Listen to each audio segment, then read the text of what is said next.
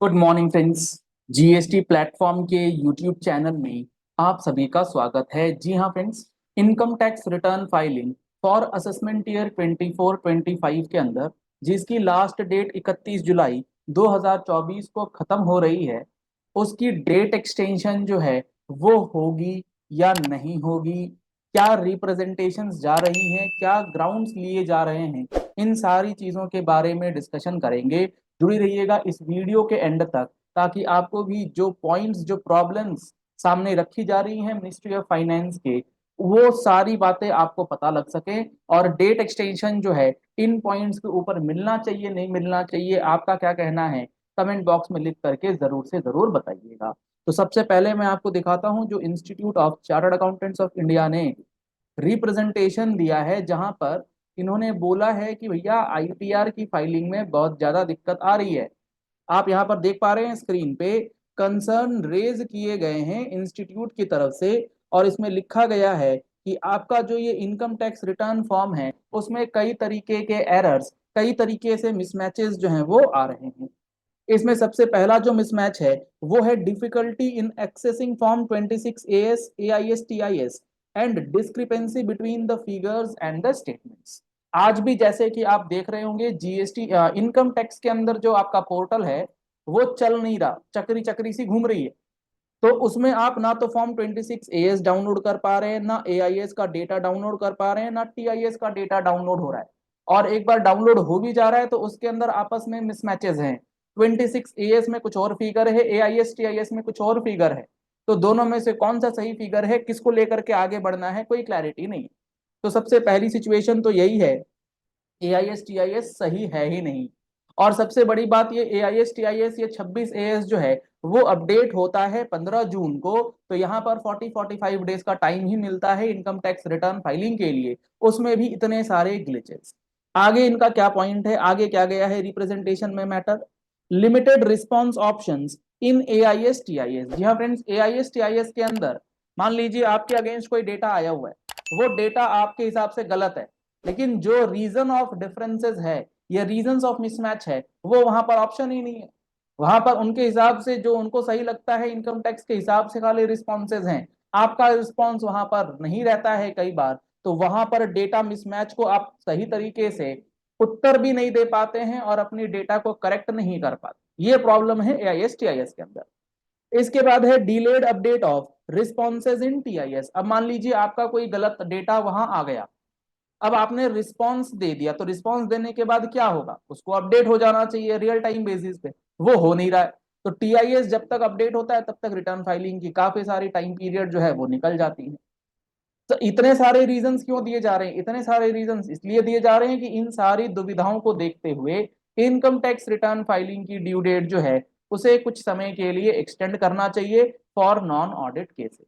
यहाँ पर एक्सटेंशन के लिए जो आपको रीजंस हैं वो यहाँ पर लिख करके रिप्रेजेंटेशंस जा रही हैं अलग अलग टैक्स एसोसिएशंस, अलग अलग बार से। और ये सारी चीजें मिल करके कहीं ना कहीं एक उम्मीद तो ये बन रही है कि कुछ दिनों का ही सही एक्सटेंशन जो है मिल जाए। तो आपको भी आवाज उठानी होगी ट्विटर हैंडल्स के माध्यम से, सोशल मीडियाज के माध्यम से, जो भी एरर आ रहा है और इस तरीके की जो वीडियोज हैं इसे आप शेयर कीजिए, ताकि मिनिस्ट्री ऑफ फाइनेंस को ऑन ग्राउंड रियलिटी जो है पता लग पाए और वो जल्दी से जल्दी कुछ डिसीजन जो है वो ले ले। क्योंकि बहुत सारे कमेंट, बहुत सारे व्हाट्सएप मैसेजेस जो है डेली आते हैं कि डेट एक्सटेंड होगी नहीं होगी, होगी नहीं होगी। भैया हमें नहीं पता होगी नहीं होगी, होनी चाहिए ये पता है, होनी तो चाहिए। इतने सारे कारण हम लोग बार बार वीडियोस में दिखा रहे हैं।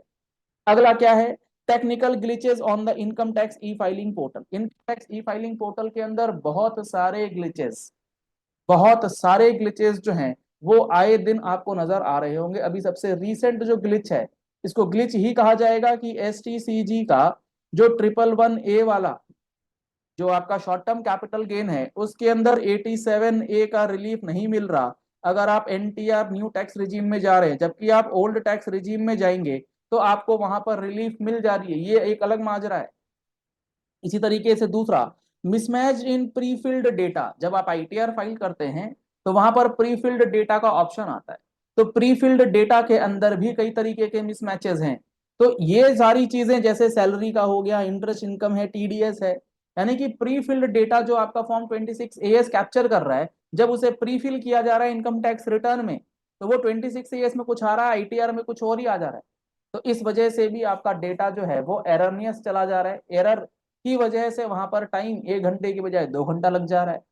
इसी तरीके से dividend income reflection in schedule OS, dividend income की जो रिफ्लेक्शन है इस बार इनकम फ्रॉम अदर सोर्सेज के अंदर दिखलाने के लिए एडिशनल रिक्वायरमेंट दी गई है। इसके बाद है error message during ITR filing, tax payers are reporting that error messages appear while attempting to use their file their ITRs which delay the successful submission of return. यानी कि जब आप इनकम टैक्स रिटर्न फाइल करना चाहते हैं finally, तो उसमें कई तरीके के एरर्स आपको नजर आएंगे। जैसे उसमें से एक एरर ये आ रहा है कि डिविडेंड इनकम को लेकर के एक एरर आ रहा है, ये शेड्यूल डिविडेंड इनकम के हिसाब से मैच नहीं हो रही है। तो वो सारी एरर्स जो आ रही है इनको करेक्शन करने में बहुत ज्यादा समय जो है वो लग रहा है, और ये सारी चीजें हर कोई फेस कर रहा है अपनी इनकम टैक्स के रिटर्न फाइलिंग में इस बार फॉर फाइनेंशियल ईयर 23-24-25 का जो असेसमेंट ईयर के ITR फाइलिंग है, ये हकीकत में बहुत ज्यादा स्लो और बहुत ज्यादा डिफिकल्टीज के साथ जो है करी जा रही है। Non receipt of OTPs for authentication, income tax return filing करने के बाद आप सबको पता है कि 30 दिनों के अंदर, जी हाँ फ्रेंड्स, 30 दिनों के अंदर आपको उसे वेरीफाई कर लेना है। अगर आप नहीं करेंगे तो वो रिटर्न अनफाइल्ड मानी जाएगी। तो वेरीफाई करने के लिए आधार ऑथेंटिकेशन कराना पड़ता है, आधार OTP बेस्ड ऑथेंटिकेशन होता है। तो उसके लिए जब आधार OTP भेजे जा रहे हैं तो वो आधार OTP नहीं जा रहा है, कई कई बार भेजे जा रहे हैं, 5 5 बार 6 6 बार आप आधार ऑथेंटिकेशन के लिए बैठे हुए हैं। तो ये सारे एरर्स जो है बड़ी दिक्कत वाली चीज है। Difficulties in downloading ITR filed ITR receipt, income tax return file हो गई है, अब उसमें से ITR जो फाइल हो चुकी है उसकी रिसीट्स या एक्नॉलेजमेंट डाउनलोड करना है, तो उसमें भी एरर है, वो भी डाउनलोड नहीं हो रही है। तो कुल मिलाकर के ये 9-10 ग्राउंड लेकर के इंस्टीट्यूट गए हैं मिनिस्ट्री ऑफ फाइनेंस के बाद अपना रिप्रेजेंटेशन लेकर के कि भैया इतनी सारी दिक्कतें हैं, तो आप कृपया करके इनकम टैक्स रिटर्न फाइलिंग की डेट जो है वो कुछ दिनों तक एक्सटेंड कर दीजिए, ताकि चीजें जो हैं वो सही तरीके से और नॉर्मल कोर्स ऑफ टाइम में फाइलिंग हो पाए विदाउट एनी एरर। तो आपको कैसी लगी ये वीडियो और आपका क्या कहना है, तो आप भी जरूर लिख करके बताइए कमेंट बॉक्स के अंदर कि डेट एक्सटेंड होनी चाहिए नहीं होनी चाहिए। और मेरा तो मानना है कि भैया डेट तो एक्सटेंड होनी चाहिए, 5 दिन करो 7 दिन करो, डेट एक्सटेंड होने से काम सही तरीके से होगा। लेकिन आप भी अपना ITR फाइलिंग का जो पिकअप है उसे कम न होने दें, जल्दी से जल्दी अपनी फाइलिंग जो है वो निपटा लें। और रही बात उसका अपना कैपिटल गेन के अंदर जो 87A का रिबेट नहीं मिल रहा है, तो भैया अभी भी उसमें बहुत सारी उम्मीदें हैं।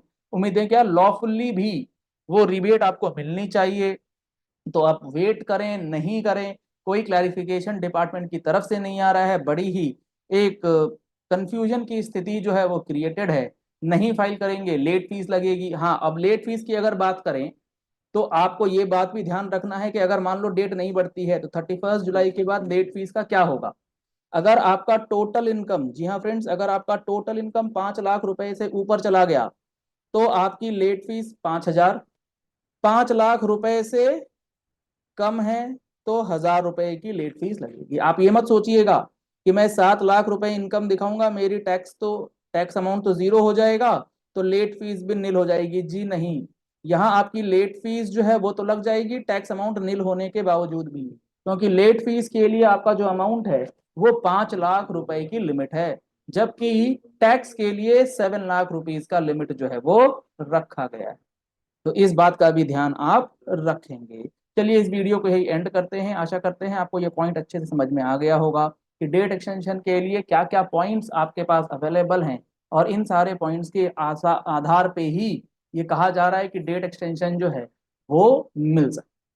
अगर आप हमारे चैनल पर पहली बार आए हैं तो आप हमारे चैनल को फॉलो कर सकते हैं, सब्सक्राइब कर सकते हैं, नोटिफिकेशन बेल दबा सकते हैं, ताकि ऐसी ही इंपॉर्टेंट वीडियोस आप तक रेगुलरली पहुंचती रहें। GST का फुल कोर्स करना चाहते हैं तो कॉन्टैक्ट नंबर्स आपको स्क्रीन पर दिए गए हैं, आप दिए गए नंबर्स पे कॉल कर सकते हैं, व्हाट्सएप कर सकते हैं, और GST का फुल कोर्स ज्वाइन कर सकते हैं। आप हमारा मोबाइल एप्लीकेशन GST प्लेटफॉर्म भी डाउनलोड कर सकते हैं, प्ले स्टोर पर हमारा एप्लीकेशन भी अवेलेबल है। Thank you and have a nice day.